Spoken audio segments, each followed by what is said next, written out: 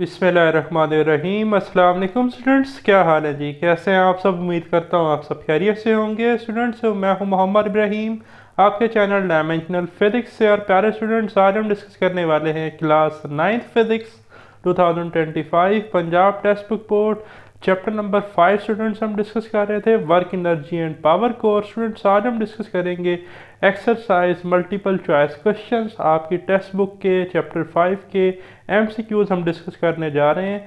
तो tick the correct answer. First हमारे पास question है 5.1, work done is maximum when the angle between the force and the displacement is. Students, work कब maximum होता है? देखें, work तब मैक्सिमम होता है जब फोर्स और डिस्टेंस या डिस्प्लेसमेंट आपस में पैरेलल हो, ठीक है। और वो पैरेलल तब होते हैं जब उनके दरमियान एंगल 0 डिग्री हो, ठीक। और कॉस 0 पर हमारे पास 1 आता है। तो आपने ये फार्मूला पढ़ा है कि work is equal to force into displacement into cos of theta. और if theta is equal to 0 degree means कि अगर एफ और एस पैरेलल हैं तो हमारे पास कॉस 0 डिग्री पे 1 होता है, तो W is equal to F S और हमें मैक्सिमम वर्क मिलता है। तो नोट कर लें, 0 डिग्री पर हमारे पास वर्क मैक्सिमम होगा, जबकि 90 डिग्री पर हमारे पास वर्क मिनिमम होगा, क्योंकि कॉस 90 पर 0 होता है, ठीक है। तो ये ऐसे भी पेपर में एमसीक्यूज आ सकता है। फिर है a joule can also be written as. Students, joule को कैसे लिखा जा सकता है? फर्स्ट ऑफ ऑल, जाउल जो है वो ऐसा यूनिट है वर्क का, और वर्क हमारे पास होता है F into S, force into distance और डिस्प्लेसमेंट, ठीक है। अब फोर्स जो है इसे हम लिखते हैं न्यूटन में, और डिस्टेंस को हम लिखते हैं मीटर में। मीन के 1 जाउल को हम लिख सकते हैं 1 न्यूटन मीटर। स्टूडेंट्स, रिकॉल करें न्यूटन सेकेंड लॉ को, हमने पढ़ा था F is equal to M A, ठीक है। तो फोर्स न्यूटन है तो एम ए इसे हम लिख सकते हैं K G M S minus two. M A से मैस का के जी और एक्सेलरेशन का एम एस माइनस टू, ठीक है। तो न्यूटन की जगह हमने लिख लिया K G M S minus two, और न्यूटन के साथ एक मीटर था तो यहाँ आ गया मीटर। अब इन्हें इकट्ठा करके लिखें तो एक मीटर ये है, एक मीटर ये है, तो मीटर की पावर 1 इधर भी 1, 1 प्लस 1 2, तो बनेगा के जी मीटर स्क्वेयर पर सेकेंड स्क्वेयर।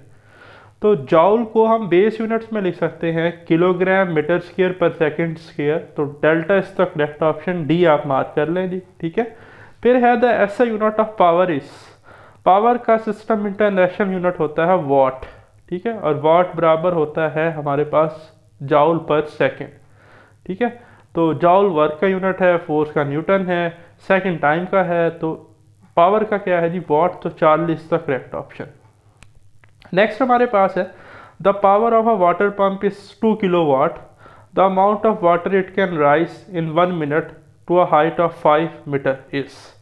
अब वो कहता है कि आप अमाउंट ऑफ वाटर बताएं। एक्चुअली आपने यहाँ पर मैस ऑफ वाटर बताना है, बट अगर आप एक चीज़ देखें तो यहाँ पर सारे के सारे यूनिट्स आंसर्स के लीटर्स में दिए गए हैं, और लीटर तो वॉल्यूम का यूनिट होता है। तो पूछा हमसे मैस जा रहा है और आंसर हमें वॉल्यूम की फॉर्म में गिवन है, तो ये क्यों है? सबसे पहले तो इस नोट की तरफ आएँ। स्टूडेंट्स, एक फार्मूला आप आगे जाकर चैप्टर में पढ़ेंगे डेंसिटी का। डेंसिटी होती है मैस पर यूनिट वॉल्यूम, ठीक है। और वाटर की डेंसिटी कांस्टेंट होती है जो कि 1000 kg पर मीटर क्यूब होती है, ठीक। ये वैल्यू आप याद रखिएगा। अब डेंसिटी कांस्टेंट है वाटर की, वाटर ही लिफ्ट हो रहा है ना, तो इसका मतलब ये है कि मैस का और वॉल्यूम का डायरेक्ट रिलेशन है, ठीक है। तो यहाँ पर डेंसिटी कांस्टेंट है, मैस और वी का क्या है? Direct relation. तो जितना वाटर का वॉल्यूम जो है वो स्टोर होगा इसमें, अमाउंट ऑफ वाटर जो राइज होगी, ठीक है, टैंकी में जो स्टोर हो रही है, उतना ही उसका मैस होगा। तो अगर आप इस पावर के फार्मूले से मैस निकाल लेते हैं तो उतना वॉल्यूम वाटर का इस्तेमाल होगा, क्योंकि आपस में डायरेक्ट रिलेशन रखते हैं। तो पावर हमारे पास होती है work done per unit time, ठीक है, डब्ल्यू ओवर टी। तो यहाँ पर जो हमारे पास पावर ऑफ वाटर पंप है, पंप जो है ये वाटर को लिफ्ट कर रहा है किसी टैंकी में 5 मीटर हाइट पर 1 मिनट टाइम में। तो इसका मतलब यहाँ पर जो वर्क है वो अपेयर हो रहा है एज अ पोटेंशियल एनर्जी। तो वर्क की जगह हम लिख लेंगे पोटेंशियल एनर्जी ओवर टाइम, और पोटेंशियल एनर्जी हमारे पास होती है mgh। तो पावर का एक फार्मूला आ जाएगा mgh ओवर टाइम। अब हमें तो यहाँ से मैथ चाहिए, तो टाइम को कर दें क्रॉस मल्टीप्लाई इधर पावर से, ठीक है। तो हमारे पास जब हम इसे मल्टीप्लाई करेंगे क्रॉस मल्टीप्लाई, तो ये बनेगा P T is equal to M G H. तो हमें तो मैथ चाहिए, तो जी एच से डिवाइड कर देंगे तो मैथ आ जाएगा पी टी ओवर जी एच।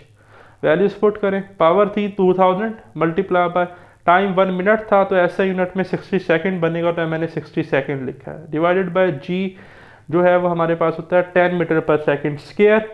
ठीक है जी। For earth near the surface of earth हम पुट कर देंगे, हाइट 5 मीटर की है 5 पुट कर लेंगे। इस सारे फैक्टर को जब हम सॉल्व करेंगे तो आपका आंसर आएगा 2400 kg। तो इतना मैस ऑफ वाटर जो है वो ये पंप जो है वो क्या करेगा, लिफ्ट करेगा, सही, उस टैंकी में जाएगा या उसको उठा कर लेके जाएगा ऊपर। तो इतना पानी ऊपर जाएगा, इतना वॉल्यूम ऑफ वाटर जो है वो ऊपर जाएगा, तो जितना उसका मैस है, तो ये 2400 kg की जगह आप लिख लेंगे 2400 लीटर, क्योंकि मैस और वॉल्यूम का डायरेक्ट रिलेशन है अगर डेंसिटी कांस्टेंट है। ठीक है, तो delta is the correct option. फिर है a bullet of mass 0.05 kg has a speed of 300 metre per second, its kinetic energy will B.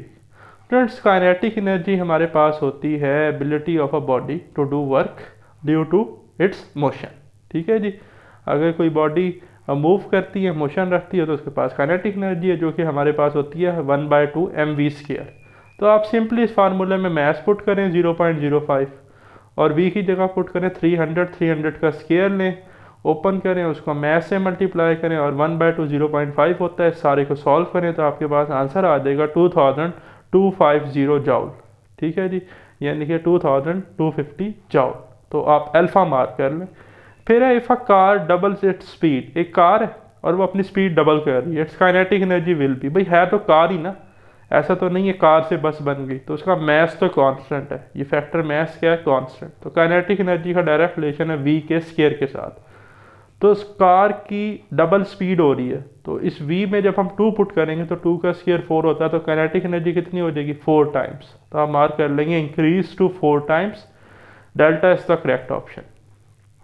फिर नेक्स्ट है जी energy possessed by a body by which of its position. Position की वजह से potential energy होती है mgh और due to motion kinetic energy होती है। ठीक है। फिर है जी हमारे पास 5.8 the magnitude of momentum of an object is double the kinetic energy of the object will be. देखिए इंतहाई आसान है। ठीक है जी। क्या कहता है कि मैग्नीट्यूड ऑफ मोमेंटम जो है वो डबल किया जा रहा है, तो बताएं काइनेटिक एनर्जी पर क्या इफेक्ट होगा। सबसे पहले तो हम एक रिलेशन ड्राइव कर लेते हैं एनर्जी और मोमेंटम, यानी कि काइनेटिक एनर्जी और मोमेंटम में। तो आप जानते हैं काइनेटिक एनर्जी हमारे पास होती है E = 1/2 mv²। अब मैंने इस फार्मूले में बोथ साइड पर मैथ से मल्टीप्लाई किया। नेक्स्ट स्टेप में यहाँ E था ना, तो एक मैथ से इधर मल्टीप्लाई किया, एक मैथ से इधर, तो इधर करेंगे तो बन जाएगा me, और एक मैथ इधर था एक और से करेंगे तो m² आ जाएगा। तो देखें 1/2 m² v²। ठीक है जी। ये जो 1/2 है ये इधर जाकर मल्टीप्लाई होगा तो बनेगा 2me, और ये mv होता है momentum, product of mass and velocity. तो m² v² है तो ये p² बन जाएगा। तो अगर मैं इस 2m फैक्टर को डिवाइड कर दूं तो एनर्जी आ जाएगी काइनेटिक एनर्जी = p²/2m। तो यहाँ पर रिलेशन ये आ गया हमारे पास कि एनर्जी का मोमेंटम के स्क्वायर के साथ डायरेक्ट रिलेशन है। तो उसने लिखा था magnitude of momentum of object is double, momentum का मैग्नीट्यूड डबल हो रहा है, p डबल होगा तो 2 का स्क्वायर 4 होता है, तो एनर्जी कितनी हो जाएगी 4 टाइम्स। ठीक है। तो काइनेटिक एनर्जी कितनी हो जाएगी, increase to 4 times. Beta correct option है। लास्ट है जी आपके पास which of the following is not renewable energy source. तो फॉसिल फ्यूल्स जो हैं जी इन्हें हज़ारों साल लग जाते हैं दोबारा बनने में। ठीक है। और ये हमारे पास जो है वो non renewable source of energy है। ओके जी। तो ये था जी हमारा आज का वीडियो लेक्चर। वेरी सून इंशाल्लाह हम डिस्कस करेंगे chapter number 5 short answer questions को। अपना ख्याल रखिएगा। मुझे दें इजाज़त। अल्लाह हाफ़िज़।